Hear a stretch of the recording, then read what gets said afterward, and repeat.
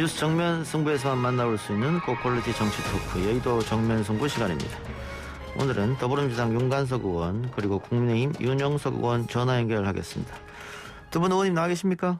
네, 안녕하세요. 윤관석입니다. 네, 반갑습니다. 윤영석입니다. 예, 먼저 민주당 윤관석 의원님 사무총장 되신 거 축하드립니다. 감사합니다. 어려운 시기에 좀 저한테 너무 무거운 자리를 맡게 돼서 많은 부담이 되게 됩니다만은 앞으로 선당우세 자세로 열심히 노력하도록 하겠습니다. 예, 뭐 당의 전반을 또 책임지는 자리이기 때문에 그만큼 어깨가 무거우실 텐데 앞으로 뭐 잘해주시길 바라고요. 예. 윤영석 의원님은 당권 도전 출사표 던지셨더라고요? 예. 우리 윤관석 의원님 우선 그 사무총장 대해서 축하드리고요. 저도 이제 당 대표에 꼭 당선되어서 양당의 그 책임 있는 그런 지도부로서 함께 우리 정치를 발전시켰으면 참 좋겠습니다. 예. 그 윤영석 의원님은 제가 나중에 따로 한번 초대해서 당 대표 나간 그런 이유, 의미 이런 거 한번 따로 여쭤볼게요. 예, 꼭 부탁드립니다. 예, 알겠습니다. 네네. 자, 오늘 오전에 문 대통령 취임 4주년 특별 연설이 있었습니다. 인사 문제, 또 전직 대통령 이재용 부회장 사면 문제, 북한 문제, 문자 폭탄 얘기까지 많은 이야기 나왔습니다. 부동산 얘기도 당연히 나왔고요. 일단 민주당 윤관석 의원님 대통령 특별 연설 어떻게 들으셨습니까?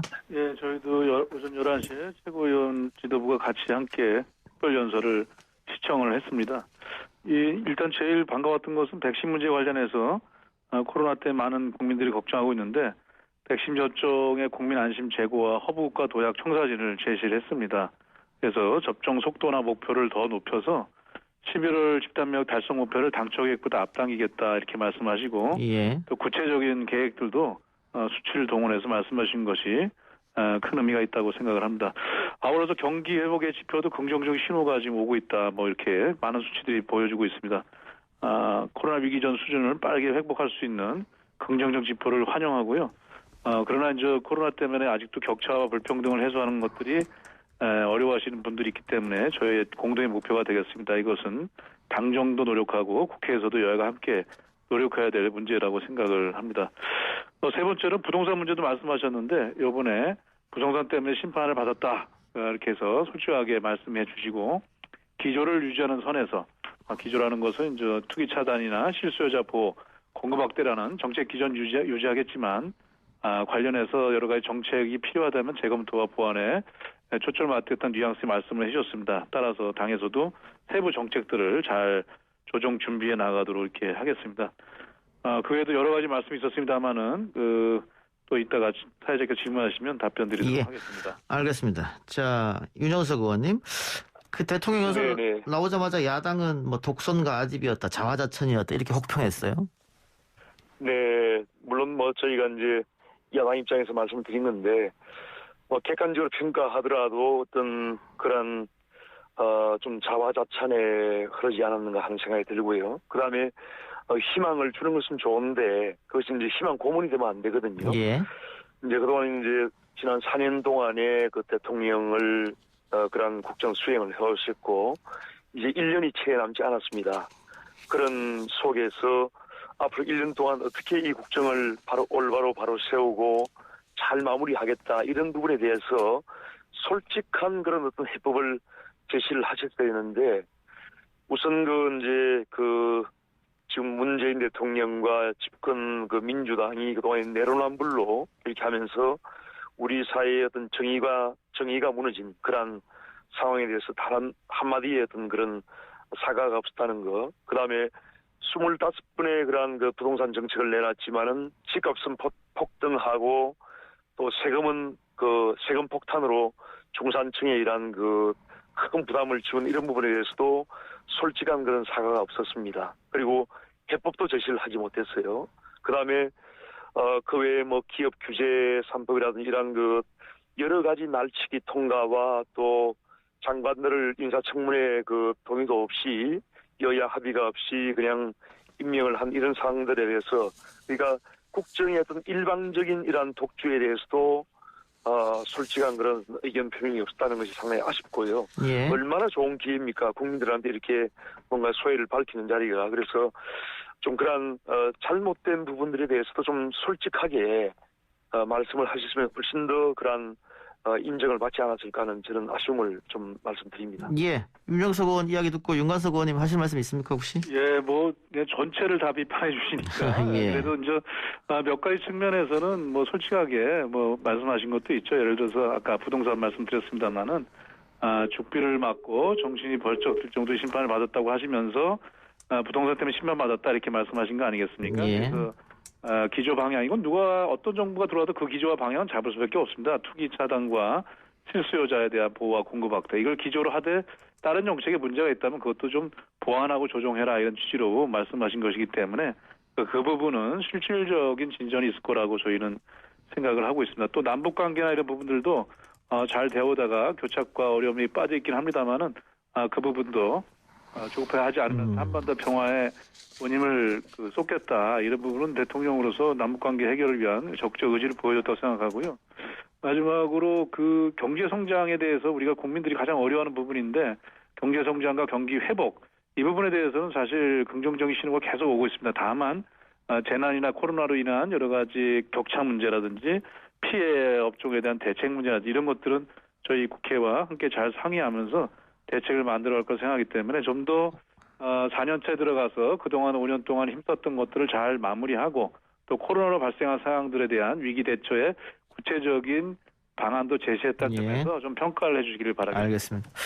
자, 오늘 딱 지적을 하면요. 예. 이제 결국은 국민의 건강과 안전 그리고 경기 침체를 빨리 벗어나기 위해서는 지금 백신 그 공급 문제가 빨리 해결돼야 됩니다. 그런데 이제 단순하게 어떤 이에 추상적인 희망만 제시를 하고 백신을 어떻게 공급을 하겠다, 어떻게 국민들께 백신을 빨리 이제 해서 집단 면역을 형성하겠다 이런 부분에 대해서 구체적인 계획에 대한 제시가 없었어요. 예.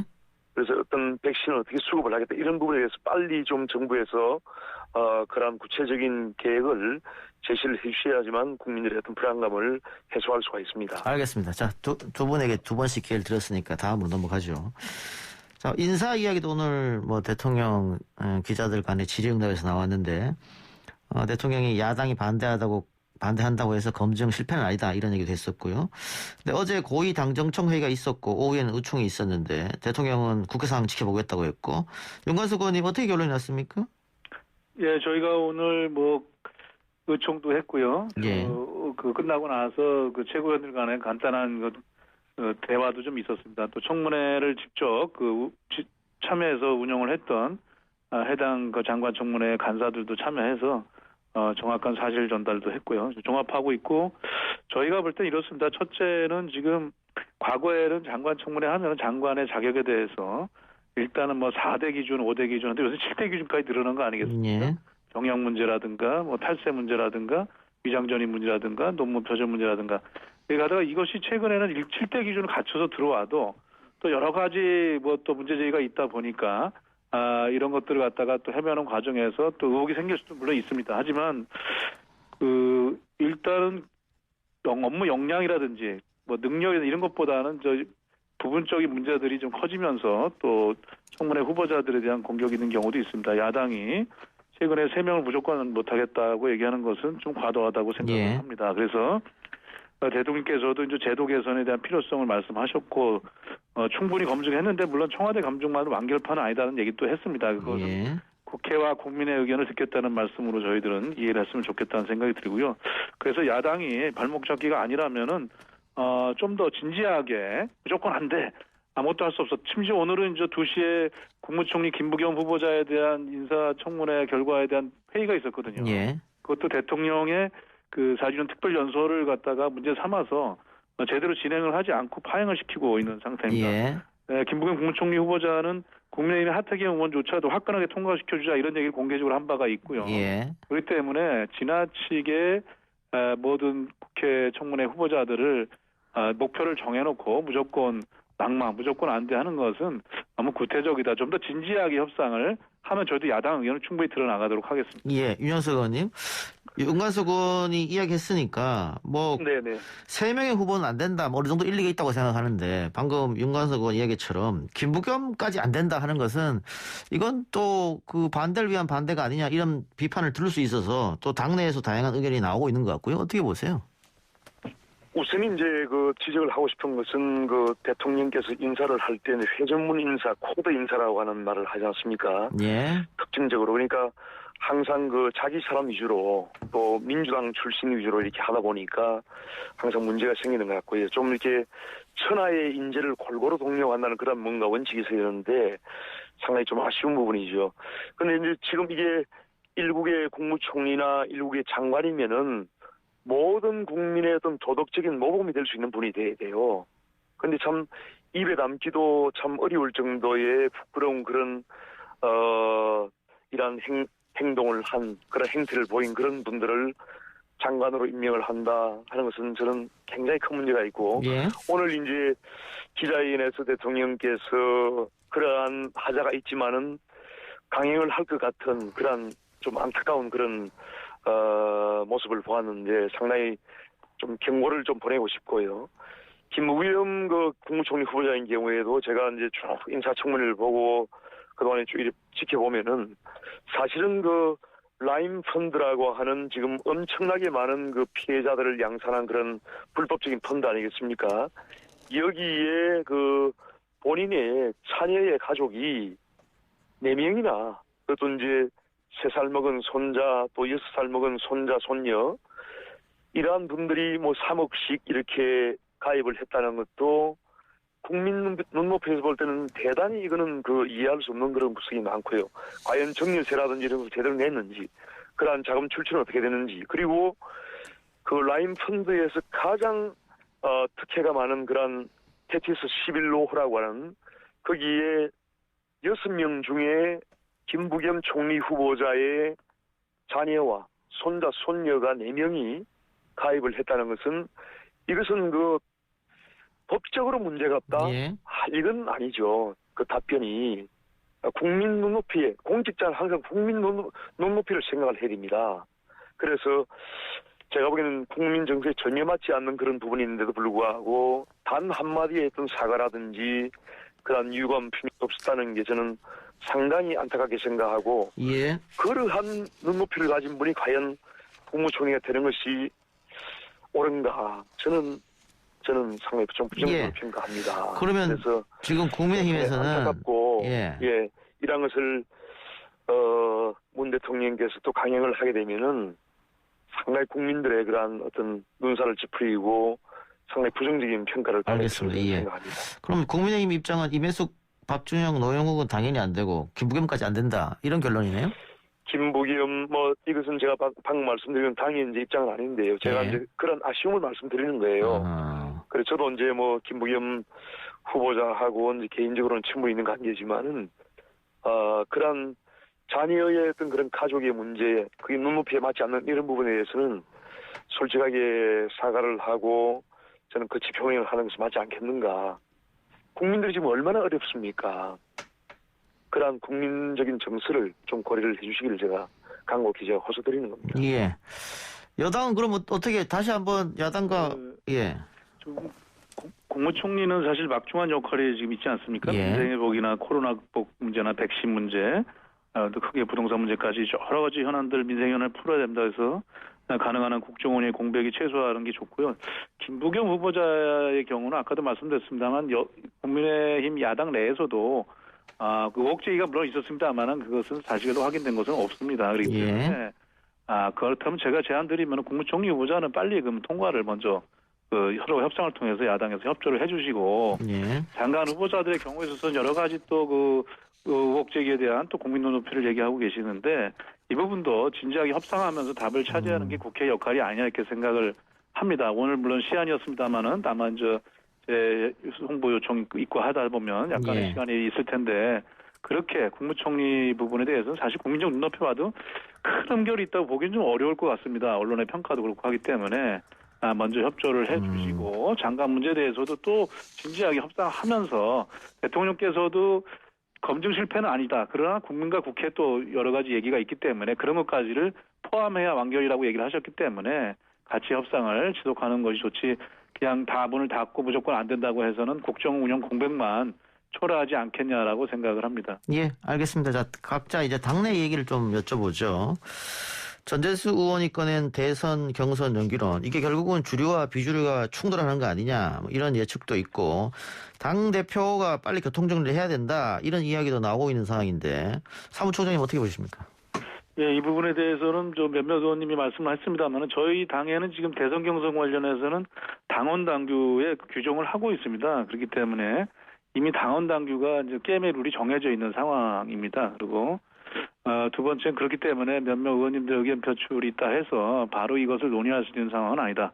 더욱이 지도부가 이제 출범했고 또 국민들의 명령은 코로나로 인해서 어려워진 민심과 민생을 잘 살펴라 하기 때문에 또 필요한 주요 현안 정책들이 많이 있지 않습니까? 백신 예. 문제라든지 부동산 문제라든지 반도체 문제라든지 일자리 문제라든지 이런 것들을 모선적으로 해나가면서 논의해야 될 문제라고 생각합니다. 지금은 전혀 타이밍이 아니고요. 또 당원 단계에 이미 경선 관련한 규정은 들어가 있기 때문에 예. 이것이 논란이 산발적으로 벌일 수는 없다 이렇게 생각을 합니다. 예, 알겠습니다. 야당 당내 상황도 좀 여쭤보죠. 네네. 당권 도전에 나선 초선 김웅 의원이 김종인 전 비대위원장을 만났고 홍준표 의원하고 또 김웅 의원이 SNS에서 설전을 벌이고 이렇게 됐었는데 네네. 최근에 5월 8일 국민의힘 차기 당대표 적합도에서는 나경원 1위, 이준석 2위 이렇게 했습니다. 그래서 그 젊은 층 후보에 대한 박수가 좀 많이 나오는 거 아니야? 이런 분석이 있던데 뭐 당권 도전 선언하셨으니까 어떻게 보고 계세요? 네.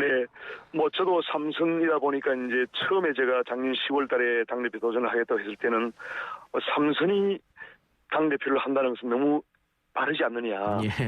뭐 종전에 보면은 뭐 5선, 6선 이렇게 된 분들이 당대표를 많이 했기 때문에 예. 그런 얘기를 들었는데 지금은 이제 초선들까지 나오니까 오히려 삼선은 이제 좀 더 중진인 그런 위치로 지금 그런 인식이 되고 있는 상황인데 예. 어쨌거나 저는 이제 제가 제일 먼저 물꼬를 텄고 그다음에 지금 당내에 뭐 5선부터 또 초선까지 다양한 그런 어떤 배경을 가진 그런 분들이 당대표를 하겠다 나온 것은 굉장히 저는 바람직하다고 생각합니다. 예. 그래서 초선이 나온 것도 바람직하고요. 또 이준석 우리 젊은 원외 최고위원 하신 분이 나오신 것도 저는 바람직하다고 생각하고 그러한 속에서는 서로 선의의 경쟁을 통해서 우리 당의 새로운 비전을 저는 제시할 수 있다고 생각을 합니다.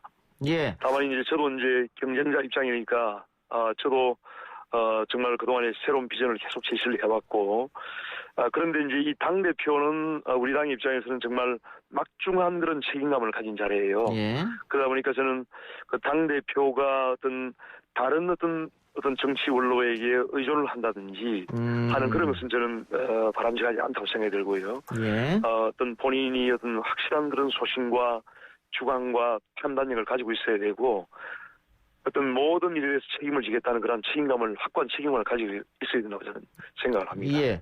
민주당 당대표 경선 룰을 보면 당원 네네. 대의원 90%, 일반 국민 10%였거든요. 네네. 근데 지금 국민의힘은 당원 대의원 70%, 국민 여론조사 30%예요. 국민 여론조사가 많은데 네.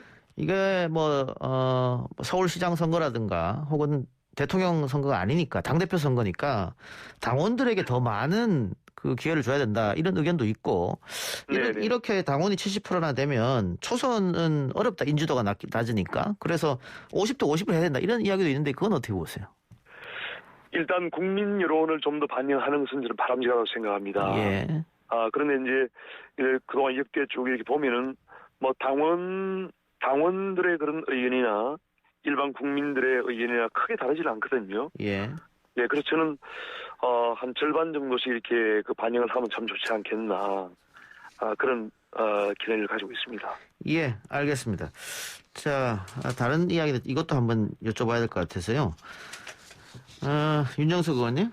네네. 그 문 대통령이 모욕죄 고사 취하한 30대 청년, 언론에서도 30대 일반 청년을 대통령이 어떻게 고소하느냐, 뭐 이렇게 이야기를 했었는데, 알고 보니까 지난해 4월 총선에서 국민의힘 후보로 출마했다 낙선을 했던 전력이 있다. 그러면 이거는 순수한 청년의 의견 표명이 아니고 정치행위 아니냐, 이런 지적이 있던데, 그건 어떻게 생각하십니까? 그거는 뭐 조금 이렇게 이제 하나의 프레임이 나고요. 예. 그분이 이제 비례대표 국회의원이 되신 분이 아니고 그냥 단순히 신청을 한 분이죠. 비례대표 신청은 보통 뭐 수백 명이 합니다. 그렇기 때문에 그분이 비례대표를 신청을 했다고 해서 달리 볼 이유가 전혀 없고요. 예.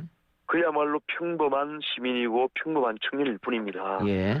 그런데 이제 그동안에 문재인 대통령께서 이제 본인이 수차례 언론에서 국민들이 대통령을 마음껏 비판할 수 있어야 된다라고 하는 그런 말씀을 해왔지 않습니까? 예. 그렇게 해놓고 본인을 대통령을 비판하는 그런 국민을 고소했다는 그것이 이제 문제이거든요.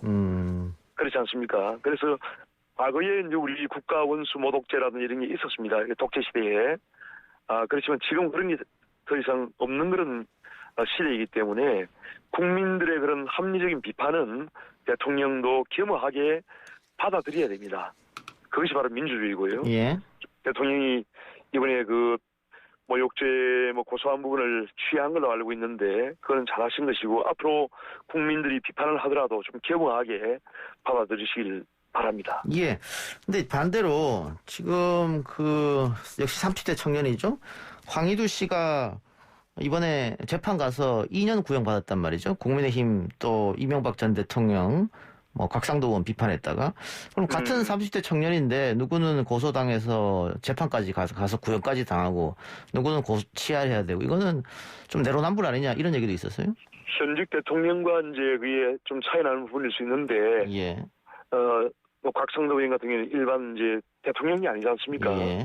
그래서 대통령은 좀 더 그릇이 커야 되고 좀 더 포용력이 있어야 되고 국민들의 어떤 비판을 겸허하게 받아줄 수 있는 그런 뭔가 도량이 있어야 된다고 저는 생각합니다. 예. 같은 주제로 해서 윤관석 의원님은 어떻게 보셨습니까? 김정주 씨, 황희두 씨 문제. 예. 비판을 받아들여야 하는 것은 맞다고 생각을 합니다. 고소치안 잘했다고 보고요. 하지만 일반 국민은 아니었습니다. 이 3대 청년이 알고 보니까 국민의힘 후보로 총선 출마돼도 악선했다고 하니까 일종의 정치 행위로 볼 수밖에 없지 않겠냐. 상식적으로 일반 국민이 아닌 선거에 출마까지 했다가 낙선하는 분이 이제 대통령 계속 공격해서 문제되는데 이걸 갖다 국민의 의견의 하나로 봐야 되기도 하겠지만 또 정치적인 자신의 행위와 그 공격이었다고 볼 수도 있습니다. 그래서 이런 부분들에 대해서는 이렇게 순수한 의도를 보기는 어렵다 하는 그 지적을 할 수가 있겠고요. 또 황희두 씨 얘기를 했습니다만은 이분도 유튜버인데 이거에 대해서 의원도 중요합니다. 그 중요한 공직자 아니겠습니까? 예. 대통령한테는 해도 되고 의원한테는 하면은 법적인 책임을 묻고 이렇게 된 것은 좀 형평성에 문제가 있는 건 아닌지 잘 따져봐야 할 거라고 생각합니다. 그래서 무조건 한쪽은 순수하다 아니라는 게 확인이 됐다고 보고요. 한쪽 부분에 대한 형평성도 맞춰야 되기 때문에 이 부분에 대해서는 좀 더 균형감 있는 국민의 판단이 있을 거라고 봅니다. 예, 알겠습니다. 더 나아가서 표현의 자유 이 얘기까지 나올 수도 있겠습니다만 오늘 토론은 이 정도에서 마무리하고 두 분 의원님들은 2주 뒤에 다시 한번 모시도록 하죠. 오늘 네네. 예 말씀 고맙습니다. 네, 감사합니다. 수고하셨습니다. 예, 고맙습니다. 지금까지 민주당 사무총장 윤관석 의원, 국민의힘 윤영석 의원 두 분과 함께했습니다.